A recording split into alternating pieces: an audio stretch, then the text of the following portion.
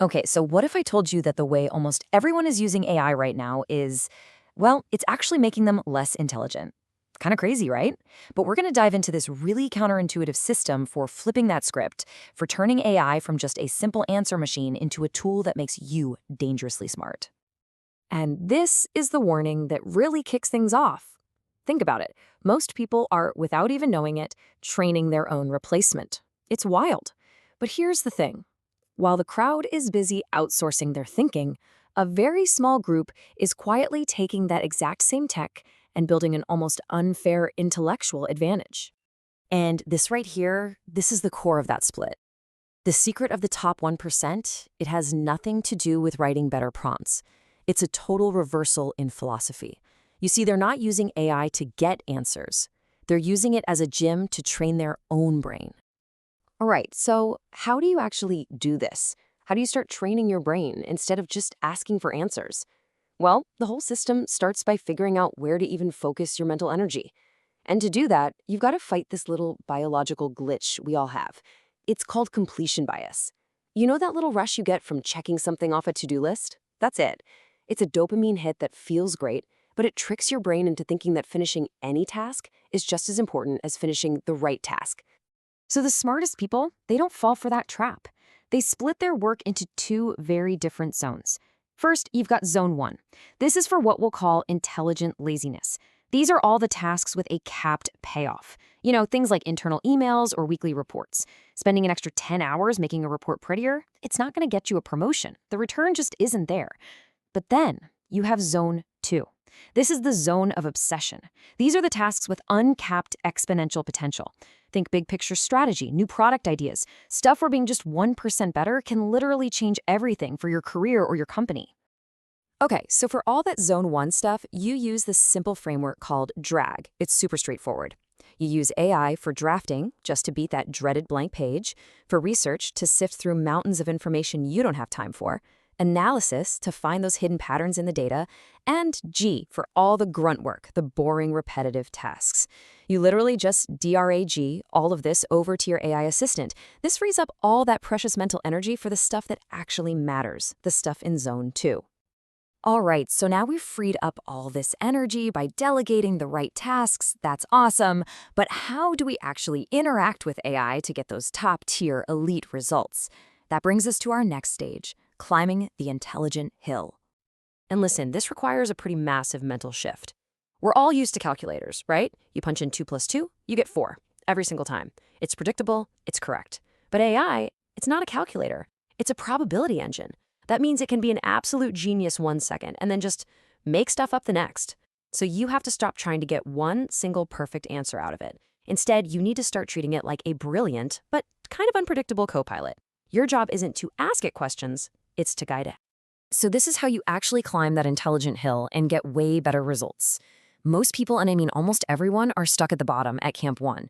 They're just making simple one-shot requests. The next level up is few-shot, where you give the AI, say, 3 or more examples to show it what you want. Even better is chain of thought. This is where you ask it to show its work, to explain its reasoning step by step. And then you get to the peak, agents.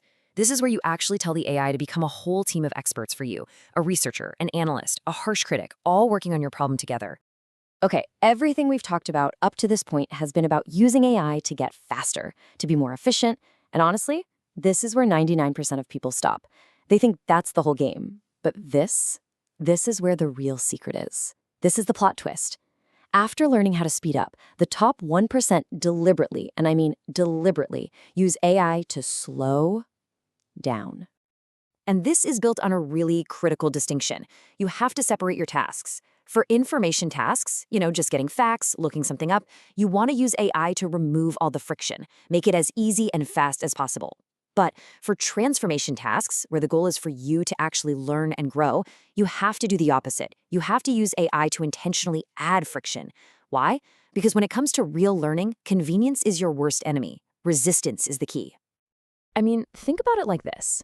Using AI to just outsource your thinking is like going to the gym and asking somebody else to lift the weights for you. You can watch them all day, but you're not going to get any stronger. Your brain is a muscle.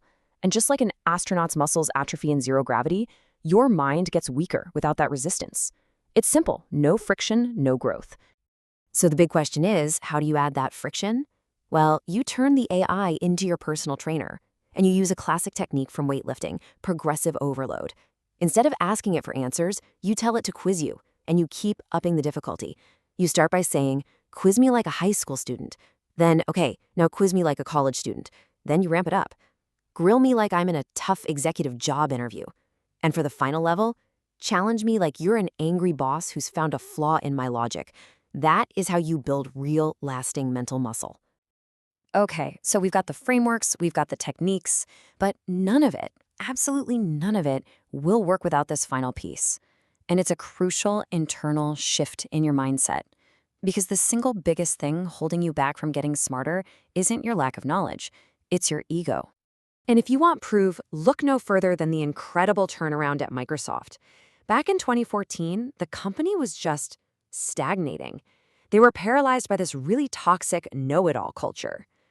Then the new CEO, Satya Nadella, came in and he focused on one single cultural change, shifting the company from a bunch of know-it-alls to a team of learn-it-alls.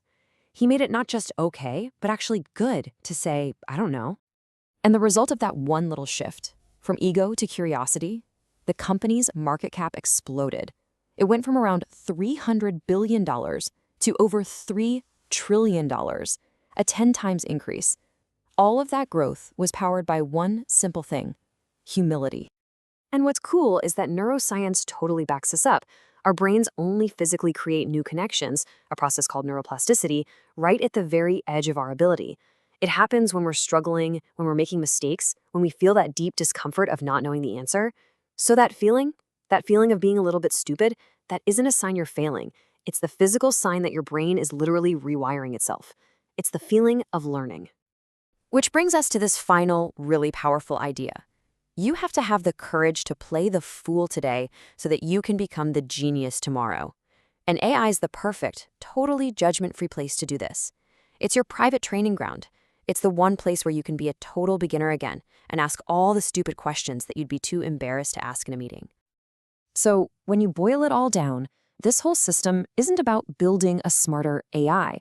It's about building a smarter you. Real intelligence isn't having a machine that has all the answers. It's about having the courage to admit what you don't know and then having a plan to learn it. So I'll leave you with this. What's the first stupid question you're going to go ask?